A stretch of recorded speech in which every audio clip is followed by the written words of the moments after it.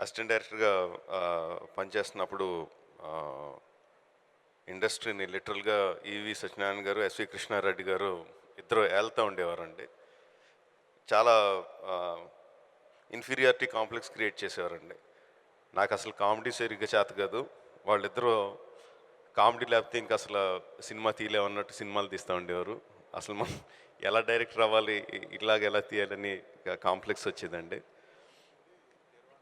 నేను కలవలేదండి, అసిస్టెంట్ డైరెక్టర్గా ఉన్నప్పుడు ఆయన కలవలేదు ఈవి గారిని. డైరెక్టర్ అయిన తర్వాత స్టూడెంట్ నెంబర్ 1 సినిమా అయిన తర్వాత ఒకసారి కలిశాను. అప్పుడు ఒక మాట చెప్పారండి ఆయన,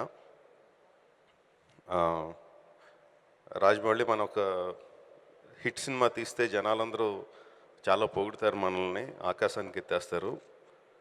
అది నిజం కాదు. సినిమా ఫ్లాప్ అయితే చాలా ఎక్కువ తిట్టేస్తారు. అది నిజం కాదు. రెండు నిజం కాదు. ఏది నిజమో మనకు తెలియాలి. చాలా గ్రౌండెడ్గా ఉండాలి.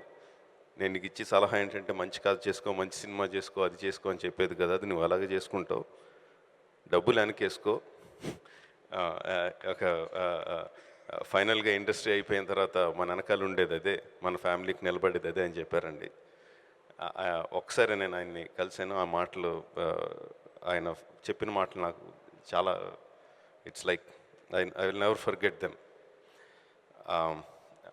ఆయన బ్యానర్ని వాళ్ళ రాజేష్ అండ్ నరేష్ మళ్ళీ స్టార్ట్ చేస్తున్నారు. I wish them all the best. చాలా పెద్ద బ్యానర్ అవ్వాలి, చాలా మెమరబుల్ సినిమాస్, ఫిల్మ్స్ తీయాలి, ఫర్ ఎవర్ నిలిచిపోవాలి.